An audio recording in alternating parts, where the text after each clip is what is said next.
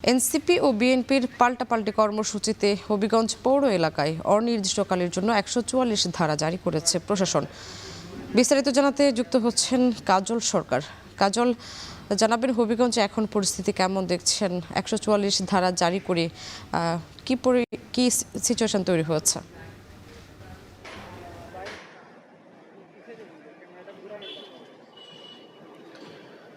শাম্মী, মূলত হচ্ছে গতকাল যে এনসিপির গাড়িবহরে হামলার ঘটনাটি ঘটেছিল সেই ঘটনার প্রতিবাদী এনসিপি তাদের কর্মসূচি ঘোষণা করেছে। সারা দেশে যে কর্মসূচি ঘোষণা করা হয়েছে বিক্ষোভ কর্মসূচি, সেই কর্মসূচির অংশ হিসেবে হবিগঞ্জে মূলত কেন্দ্রীয় যে নেতৃবৃন্দ রয়েছেন, নাহিদ হাসান, সার্জিস আলম, একই সাথে অন্যান্য যে শীর্ষ নেতৃবৃন্দ রয়েছেন তারা অংশগ্রহণ করার কথা ছিল।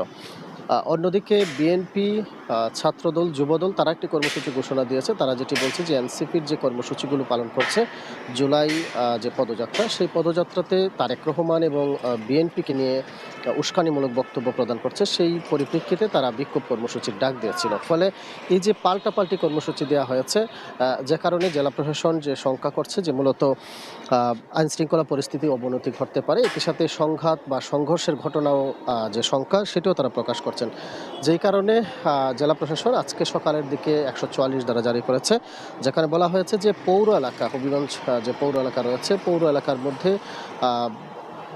জনসমাগম কিংবা মিটিং মিছিল সেগুলো করা যাবে না এবং পরবর্তী নির্দেশনা না দেওয়া পর্যন্ত সেটি বহাল থাকবে। যে কারণে এখন পর্যন্ত আসলে শহরের যে পরিবেশ পরিস্থিতি সেটি বলা যায় যে বেশ শান্ত রয়েছে। যানবাহন চলাচল সেগুলো স্বাভাবিক রয়েছে।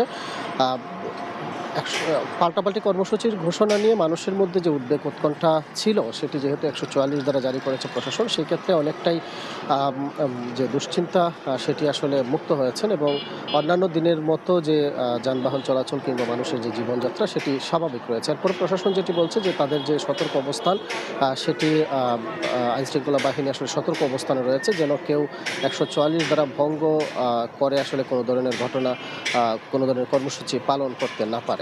সামনেই ছিল হবিগঞ্জ থেকে সর্বশেষ তথ্য। হবিগঞ্জ থেকে যুক্ত ছিলেন কাজল সরকার।